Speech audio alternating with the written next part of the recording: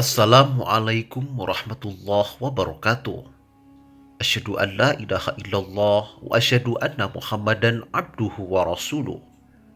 Meninggal dalam keadaan husnul khotimah adalah impian setiap muslim. Sebaliknya, meninggal dalam keadaan su'ul khotimah menjadi hal yang paling ditakuti. Apa itu su'ul khotimah? Su'ul khotimah adalah kematian yang buruk bagi seorang muslim. Su'ul khotimah mempunyai dua arti. Pertama, kekufuran dan keraguan tentang Islam dan keimanan kepada Allah yang meliputi hati seseorang hamba pada saat sakratul maut, sehingga ia meninggal dalam keadaan ragu terhadap kebenaran Islam. Kedua, keadaan hati seorang hamba yang masih disibukkan dengan permasalahan dunia yang akan ditinggalkannya. Misalnya, saat sakaratul maut masih memikirkan harta benda yang dimiliki di dunia, dapat dikatakan orang seperti itu meninggal dunia dalam keadaan ingkar kepada Allah. Dengan demikian, orang yang meninggal dunia dalam keadaan berbuat maksiat kepada Allah, seperti bergibah, berzina, atau mengadu domba, disebut meninggal dunia dalam keadaan su'ul khotimah. Rasulullah Shallallahu Alaihi Wasallam bersabda, dan sungguh ada seseorang yang mengamalkan amalan-amalan penghuni surga, sehingga tak ada jarak antara dia dan neraka selain sehasta atau dua hasta.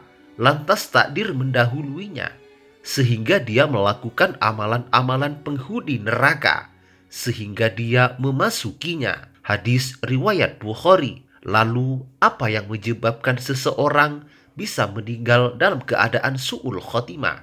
Dan bagaimana tanda-tandanya? Berikut penjelasannya. Yang pertama, ragu, kufur, dan mengerjakan hal-hal yang menyimpang dalam agama. Apabila seseorang meyakini sifat dan aktivitas Allah dengan pengertian-pengertian yang menyimpang dari kebenaran, maka besar kemungkinan ia tidak bisa terhindar dari su'ul khotimah. Allah berfirman, dan orang-orang yang kafir, amal-amal mereka adalah laksana fata morgana di tanah yang datar, yang disangka air oleh orang-orang yang dahaga. Tetapi bila didatanginya air itu, dia tidak mendapatinya sesuatu apapun, dan didapatinya ketetapan Allah di sisinya. Lalu Allah memberikan kepadanya perhitungan amal-amal dengan cukup, dan Allah adalah sangat cepat perhitungannya. Yang kedua, taswif at-taubah, menunda-nunda bertaubat. Di antara faktor-faktor penting penyebab su'ul khotimah, menunda-nunda bertaubat adalah salah satu yang paling utama. Seseorang ucap kali tenggelam dalam kenikmatan duniawi, menunda-nunda bertaubat meski masih diberi kesempatan oleh Allah Subhanahu wa Ta'ala. Pada akhirnya, tanpa sadar malaikat maut sudah menanti untuk menjemput ajalnya. Selain itu, yang bisa dilakukan hanyalah menyesali seluruh hidup yang dihabiskan untuk berbuat durhaka kepada Allah, sebagaimana yang disebutkan dalam firman Allah, "Ya Tuhanku, kembalikanlah aku ke dunia, agar aku dapat berbuat kebajikan yang telah aku tinggalkan. Sekali-kali tidak.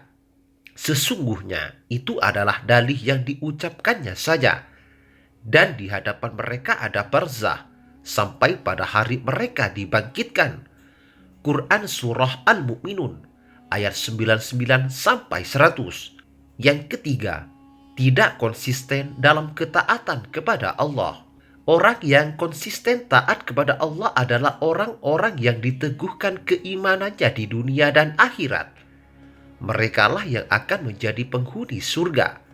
Sebaliknya, orang-orang yang selama hidupnya dipermainkan syahwat, mereka yang dipastikan su'ul khotimah. Allah berfirman, Allah meneguhkan iman orang-orang yang beriman dengan ucapan yang teguh dalam kehidupan di dunia dan akhirat. Dan Allah menyesatkan orang-orang yang zalim, dan Allah berbuat apa yang Dia kehendaki. Quran Surah Ibrahim ayat 27. Berikut adalah tanda-tanda su'ul khotimah. Yang pertama, tanda-tanda sebelum meninggal, ketika menjelang detik-detik kematiannya. Sebagai orang yang su'ul khotimah mengucapkan kalimat-kalimat yang menyalahkan Allah, yakni menentang ketentuannya atas takdir kematian. Mereka sibuk menyalahkan Allah sampai tidak bisa mengucapkan kalimat tauhid. Yang kedua, tanda-tanda ketika dimandikan. Orang yang meninggal dalam kebaikan akan terlihat seperti tidur dengan tenang. Namun orang yang meninggal dalam keadaan sebaliknya akan tampak gelisah dan takut mati. Itu semua terlihat dari perubahan raut wajahnya. Selain itu, ada pula yang mengatakan orang yang su'ul khotimah ketika dimandikan, warna kulitnya akan berubah menjadi hitam seperti arang. Yang ketiga, tanda-tanda ketika dikuburkan. Tanda-tanda su'ul khotimah selanjutnya adalah jenazahnya sulit dikubur. Entah itu karena berat, tidak bisa menghadap kiblat, diganggu binatang, dan halangan-halangan lainnya. Satu hal yang pasti, orang yang su'ul khotimah tidak akan meninggal dengan tenang layaknya orang husnul khotimah. Na'udzubillah, summa na'udzubillah.